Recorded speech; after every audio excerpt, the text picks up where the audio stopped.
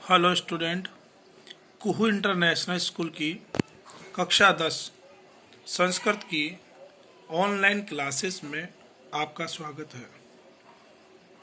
पिछले वीडियो में हम कारक प्रकरण इस टॉपिक के विषय में अध्ययन कर रहे थे और नियम नंबर 6 तृतीय विभक्ति का और 7 तक यानी तृतीय विभक्ति हमने पूरी पढ़ ली थी। आज की इस वीडियो में हम चतुर्थी विभक्ति के विषय में अध्ययन करेंगे। चतुर्थी विभक्ति का पहला सूत्र है कर्मणा यम अभिप्रेति स संप्रदानम। सूत्र क्या है? कर्मणा यम अभिप्रेति स संप्रदानम। तो ये सूत्र क्या कहता है? ये कहता है दानस्य कर्मणा कर्ता यम संतुष्टम कर्तुम इच्छति स संप्रदानम इति कथ्यते। दानस्य कर्मणा, दान कर्म के द्वारा, कर्ता यम यानी जिसको, संतुष्टम कर्तुम इच्छति संतुष्ट करना चाहता है, स वह संप्रदानम इति कथ्यते, वह संप्रदान कहलाता है। पुनः समझे, संप्रदान किसे कहोगे? तो दानस्य कर्मणा कर्ता यम संतुष्टम कर्तुम इच्छति स संप्रदानम इति कथ्यते। अर्थात दान कर्म के द्वारा, किसके द्वारा? दान मानी देना। तो दान कर्म के द्वारा कर्ता जिसको संतुष्ट करना चाहता है वह संप्रदान कहलाता है।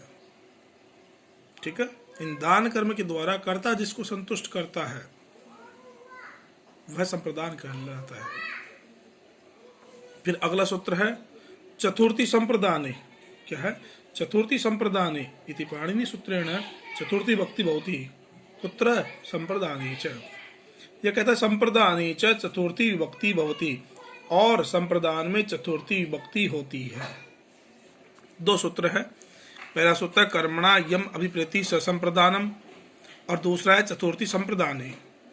पहला सूत्र कहता है दान कर्म के द्वारा कर्ता जिसको संतुष्ट करता है उसकी संप्रदान संज्ञा होती है, उसे संप्रदान कहते हैं। और संप्रदान में चतुर्थी विभक्ति का प्रयोग किया जाता है। ये तो हुआ सूत्र की परिभाषा, सूत्र का अर्थ। हम इसको व्यवहारिक दृष्टिकोण में यूं समझ सकते हैं कि हम किसी को दान देते हैं, हम किसी को कुछ देते हैं तो दो व्यक्ति होते हैं, एक तो देने वाला और एक लेने वाला।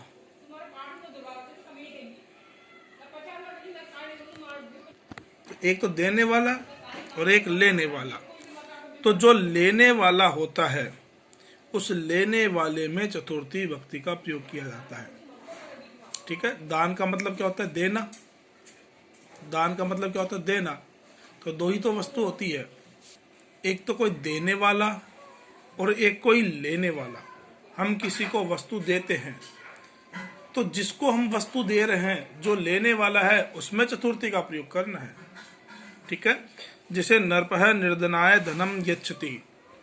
नरप यानी राजा, निर्धनाय निर्धन के लिए, गरीब के लिए, धनम धन को, यच्छति मानी देता है। तो राजा गरीबों को धन देता है। तो राजा गरीब को धन देता है तो धन लेने वाला कौन? राजा। निर्धन, गरीब। धन लेने वाला कौन? निर्धन, गरीब। इसलिए निर्धन शब्द में चतुर्थी विभक्ति का प्रयोग किया गया है। पुनः समझे, दो ही चीज होती है, एक तो देने वाला होता है और एक लेने वाला होता है। तो हमको चतुर्थी का प्रयोग किसमें करना है? लेने वाले में। जो ले रहा है हमें चतुर्थी विभक्ति लेने वाले के अंदर लगानी है। तो यहाँ देखो कि राजा गरीब को धन देता है तो लेने वाला कौन है? गरीब। इसलिए गरीब यानी निर्धन शब्द में हमने चतुर्थी का प्रयोग किया। राम की बनती है रामाय, तो निर्धन की चतुर्थी बन गई निर्धनाय।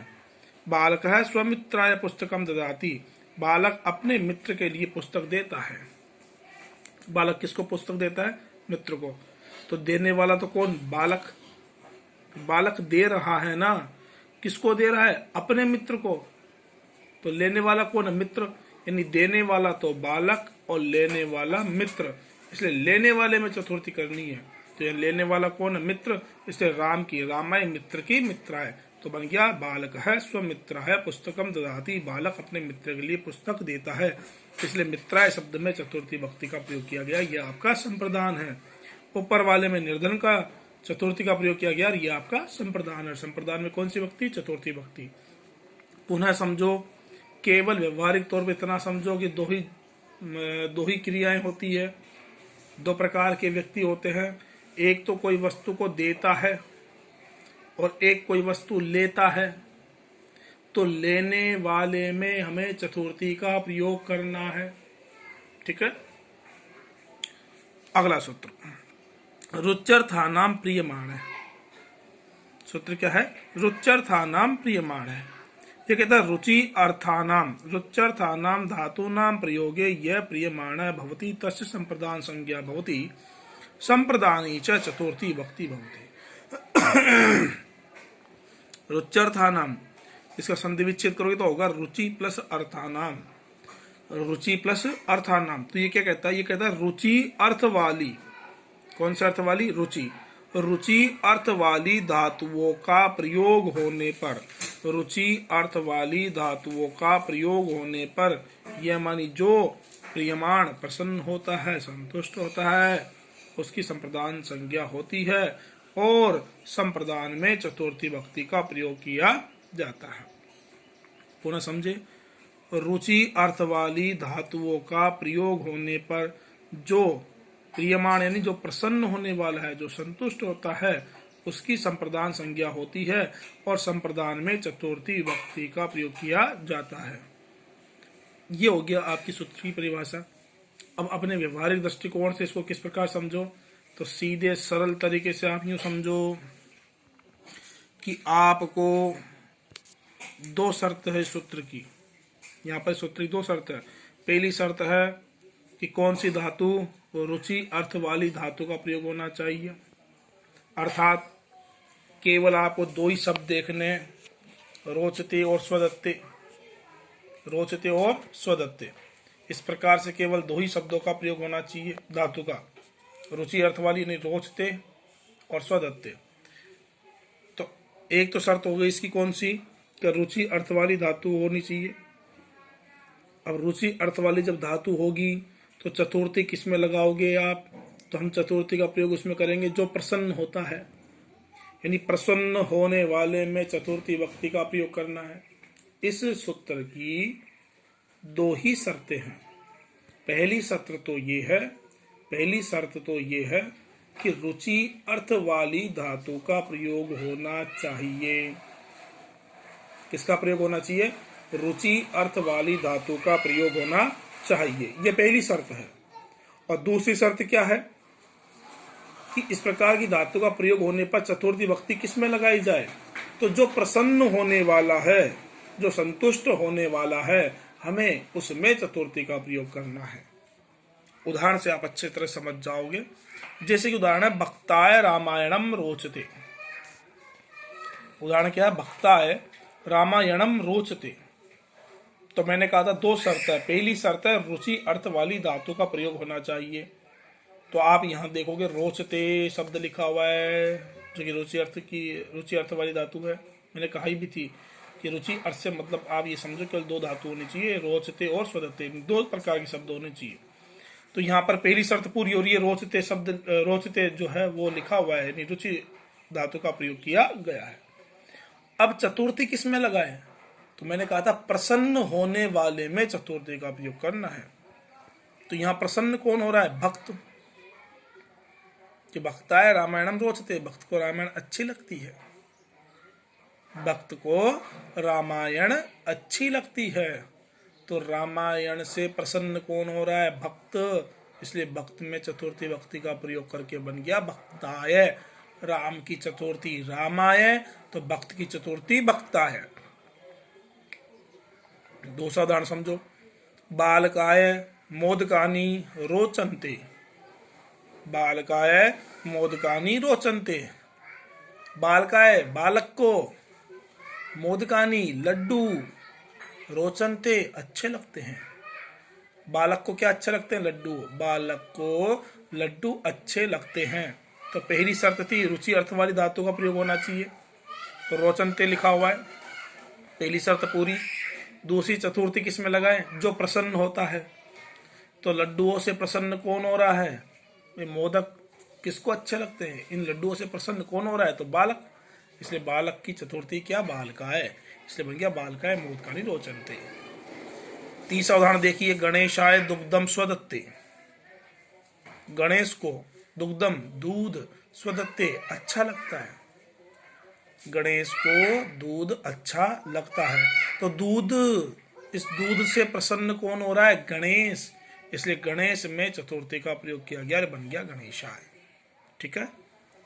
नियम नंबर 3, सूत्र नंबर 3 चतुर्थी विभक्ति का। क्रोध द्रोहेर्षा असूयर्थानाम यम प्रतीकोप। संधि विच्छेद करोगे तो बने क्रोध, द्रोह, ईर्ष्य, असूय, 4 ही। क्रोध, द्रोह, ईर्ष्य, असूय, इसका संधि विच्छेद करोगे तो ये 4 धातु अलग से निकलेगी। क्रोध, द्रोह, अब है के ऊपर ए है ना, जब अलग करोगे संधि विच्छेद करोगे तो ए के स्थान पर क्या हो जाएगा? ई। तो ईर्ष्य, आ है ना, आ में से अ को अलग कर दो तो क्या बन गया? असूय। ठीक है। तो ये बन गया क्रोध, द्रोह, ईर्ष्य, असूय। अर्थानाम अर्थ वाली, धातु नाम धातुओं के, प्रयोगे प्रयोग में, यम प्रतीकोपादिकम क्रियते। यम यानी जिसके प्रति कोप यानी गुस्सा किया जाता है उसकी संप्रदान संज्ञा होती है। संप्रदाने च चतुर्थी विभक्ति भवति, और संप्रदान में चतुर्थी विभक्ति का प्रयोग किया जाता है। पुनः समझे, क्रोध, क्रोधादि, क्रोधादि का मतलब क्रोध, द्रोह, ईर्ष्य, असूय, इन 4 अर्थ वाली धातुओं का प्रयोग होने पर यम यानी जिसके प्रति कोप यानी गुस्सा, क्रियते मानी किया जाता है, तस्य उसकी संप्रदान संज्ञा होती है और संप्रदान में चतुर्थी विभक्ति होती है। ये सूत्र का अर्थ हुआ। लेकिन व्यवहारिक दृष्टिकोण से सरल तरीके से आप इसे यूं समझ सकते हो कि आपको ये 4 धातुएं देखनी है, पीछे आपको 4 शब्द देखने, क्रुध्यति, ध्रुयति, ईर्ष्यति, असूयति। और कक्षा 10 के स्तर की बात करें तो आप इतना सा याद रखो, पीछे यदि क्रुध्यति, ध्रुयति, ईर्ष्यति, असूयति ये 4 शब्द दिखाई दे तो उससे पहले वाला जो भी शब्द है आपको उसमें चतुर्थी विभक्ति का प्रयोग कर देना है। यह कक्षा 10 के स्तर की तो ये बात खत्म हुई। क्रुध्यति, ध्रुयति, ईर्ष्यति, असूयति, यदि अगर आपको ये 4 शब्द दिखाई दे तो इनसे पहले जो भी शब्द आ जाए आपको उसमें चतुर्थी का प्रयोग कर देना है। कक्षा 10 के लेवल का तो ये मामला हुआ। लेकिन फिर भी हम समझते हैं सूत्र को। तो भैया ऐसा है, क्रुद्ध, भाई इसकी 2 शर्त है इसकी भी कि धातु तो कौन सी होनी चाहिए? धातु क्रुद्धति, ध्रुयति, ईर्ष्यति, असूयति, इन धातुओं का ये रूप होना चाहिए। पहली शर्त तो यह है कि इन 4 शब्दों में से क्रुद्धति, ध्रुयति, ईर्ष्यति, असूयति, इन 4 शब्दों में से कोई एक शब्द हो, एक रूप हो, तो चतुर्थी विभक्ति का प्रयोग करो। अब कहां करें? तो जिसके प्रति हम गुस्सा हो, जिसके प्रति हम गुस्सा हो तो उस में चतुर्थी का प्रयोग करना है। किस में करना है? जिसके प्रति हम गुस्सा हो रहे हैं, जिसके प्रति हम क्रोध कर रहे हैं तो उसमें चतुर्थी का प्रयोग करना है।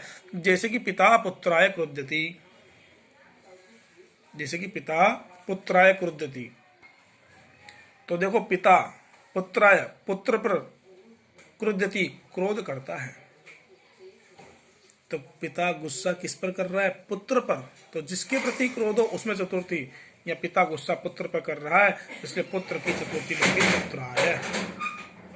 किंकर नरपाय ध्रुयति, किंकर मानी सेवक, नौकर, नरपाय राजा से, ध्रुयति द्रोह करता है।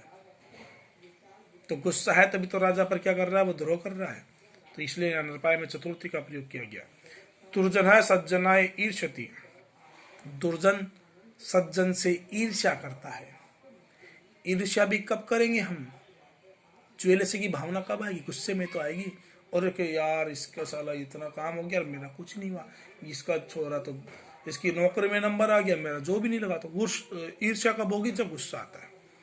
तो दुर्जन सज्जना ईर्ष्यति, यहाँ सज्जन में भी चतुर्थी का प्रयोग किया गया है। सुरेश महेशाय असूयति, सुरेश महेश की क्या करता है? निंदा करता है। और निंदा भी कब करते हैं हम?